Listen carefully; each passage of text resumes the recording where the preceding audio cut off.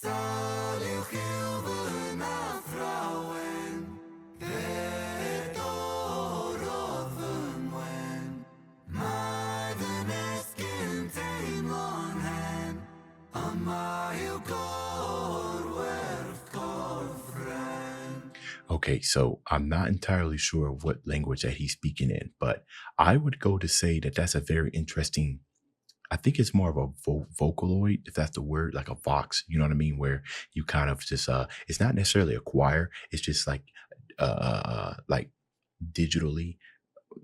like you run it through a machine or like a plug in, and then it automatically kind of harmonizes your voice with everything. Or who knows? He could be layering it. You know, Rin has the ability to do so. But I love the way he's opening this up. Now I'm not even going to try to dare to guess what language he's speaking in, but if it's seven sins, I'm going to guess maybe Latin. I'm just guessing. At least that's what it sounds like to me. Very interesting way of opening up the song. Uw kor werft friend. Oh wow. Ooh, that brass is strong.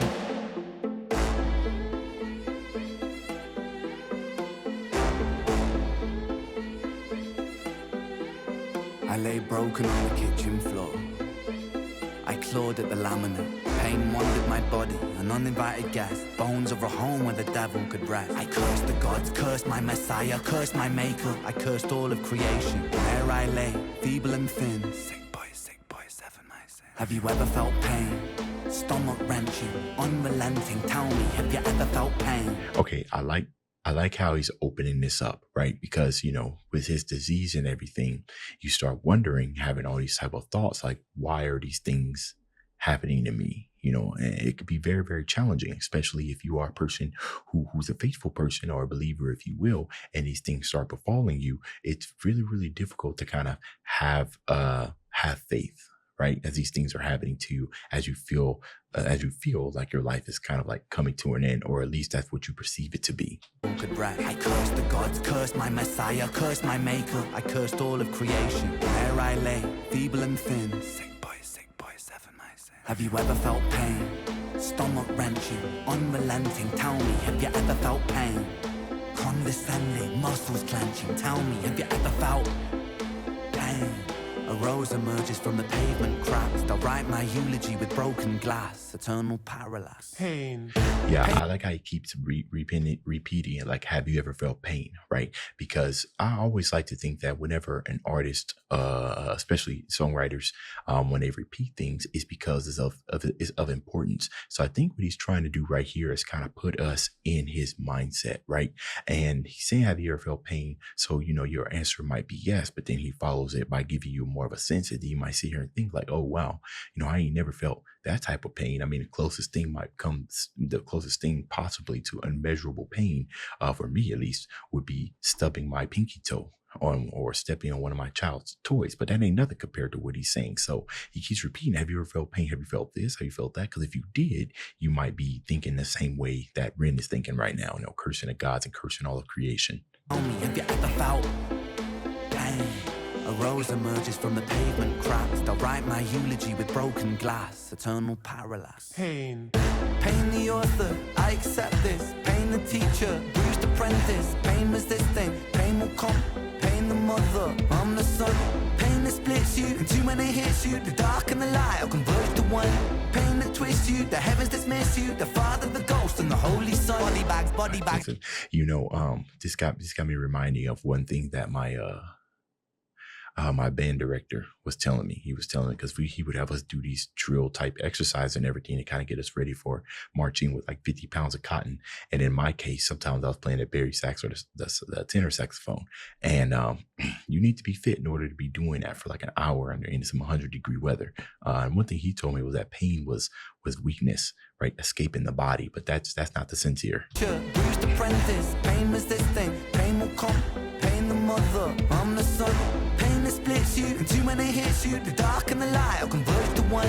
Pain that twists you, the heavens dismiss you. The Father, the Ghost, and the Holy Son. I like that. The heavens dismiss you. So it's not like the pain comes in and then the heavens automatically dismiss you. It's just the pain starts hitting you and it's starting to warp what everything you believe to be true, right? Because you're just looking for like an excuse, not excuse, but you're looking for a way out of it. So you just start doing all kinds of things that might not even heal you, right? But it might make you feel better. You know what I mean? It's kind of like like misery loves company, right?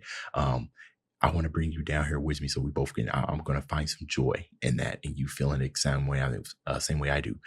So all this dismissiveness and everything might make the heavens dismiss you, Father, Son, Holy Ghost, and all of that. The one pain that twists you, the heavens dismiss you, the Father, the Ghost, and the Holy Son. Body bags, body bagging me. Zip it up quick, get their things on B. I search for peace in the belly of a beast. Sick boy, on a matapia. Running up a fever, following a leader. Wanna be me, huh? Grass isn't greener. Bright light, seizure, dynamite dealer. Dine at the table of the coroner, eat top for. He said, "Want to be me? The grass is not greener." Right? There are some people that probably don't even know about Ren sickness and kind of want the fame and all the money and everything because they believe that it's going to improve their lives. But we hear it from time and time again, especially from influencers, that sometimes they wish that they didn't have all the fame, right? Because now it's hard for them to remain anonymous. And then when you couple that with the things that Ren is facing, now he has this big fan base that, of course, we sympathize with him and everything. But I bet you there's a bunch of times where Ren just hopes that he can just, disappear, right? Especially when he's going through things, right? The last thing he wants is people just kind of like all up in his face and everything. So what some people believe to be a better life, Ren is saying, grass is not always greener. Quick, get their things on B. I search for peace in the belly of a beast. Sick boy, on a matapia. Running up a fever, following a leader. Wanna be me, huh? Grass isn't greener. Bright light, seizure, dynamite dealer. Dine at the table of the coroner, eat top for 13 years and I've been feeling so stark. Lucky number 13, just my luck. Empires tumble, rubble and dust. The universe shrinks and the planets combust. In God we trust. God tied a noose to his neck and he walked to the edge and he jumped. Angels wept. I bear witness, watching the whole thing unfold from my bed. A bed where I never did. Watching the whole oh, run that back. Hold on.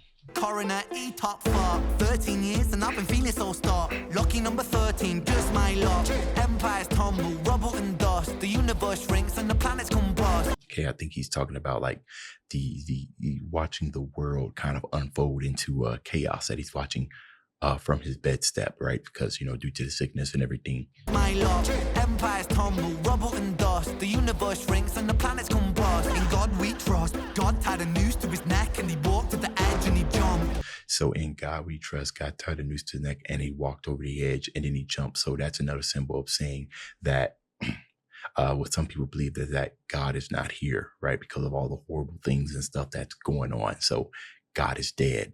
That's essentially what he's saying. Angels wept, I bear witness, watching the whole thing unfold from my bed. A bed where I never deep rest, a bed where I'm always depressed. A bed with the human oppressed, a bed for a tomb where I slept. A bed in the room that's a womb for this mess. Sick boy bitten by a tick boy, tell me how it feels to be buried while you breathe. Stones and sticks boy, pain is a gift boy, hard to make a stand when you crawl on your knees. And stones and sticks boy, pain is a gift. What sticks and stones won't hurt my bones, but your words will never hurt you or hurt me. I just bumbled that all kinds of up. While you breathe, stones and sticks, boy, pain is a gift, boy. Hard to make a stand when you crawl on your knees and I kneel. I kneel at the altar of my own disease and I beg. Oh, I like that. Kneel at the altar of my own disease and beg. So kind of like giving in to the disease. I beg. This guy for mercy never came. I dipped me dirty, 33 and hurting, cursing. Jesus died at 33 and still my sins are lurking. Gears are turning, future stays uncertain. Surgeon incision, murder ambition. Fear of the unknown preserves a religion. Denounced the gods when my body went missing. Back then. Oh, we gotta run that back.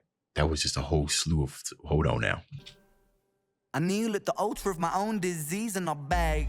I beg this guy for mercy never came. I dipped me dirty, 33 and hurting, cursing. Jesus died at 33 and still my sins are lurking. Gears are turning, future stays uncertain. Surgeon incision, murder ambition. Fear of the unknown preserves a religion. I like that.